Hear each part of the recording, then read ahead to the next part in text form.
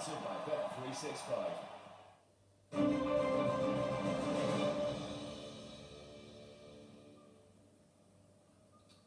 Welcome back. In many ways, seeing is believing. Indigo Lady 66 to 1, could have been a million on the machines.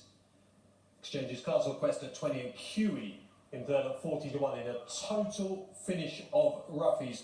Ken, we just got an email into the studio from Darren, who says hasn't run in a handicap, so not really been exposed. As she's been enlisted in group races since winning her maiden, would have been a nice touch off 88 in a 0 to 90. That is true.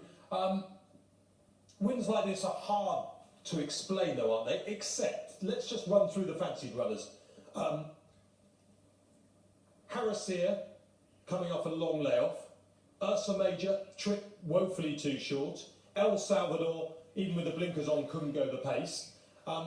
Nonchalant, we didn't know whether the rating was right.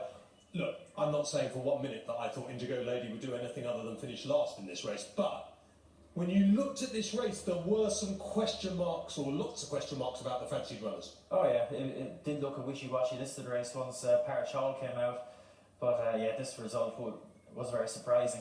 If you want to go digging, you know, she finished third in a Group 3 as a 2-year-old at Sean T, you know, not far behind Peaceburg, a good filly that's with Hayden O'Brien now, and finished in front of Flotilla, who went on to win a French Guineas.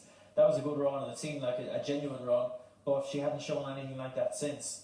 And you know, Willie McCreary showed last year with Faisalana how well he can do with fillies that he inherits from other trainers. And I'd imagine that's the reason he was sent this filly. He's been sent more than one with this type of profile. He would have been sent her with a view to getting more black type. And this is very, very much mission accomplished. You know, to get to win a listed race with a filly like this is worth an awful lot. Well-bred filly, and she's worth a lot. She's worth an awful lot more now than she was when Willie got hold of her.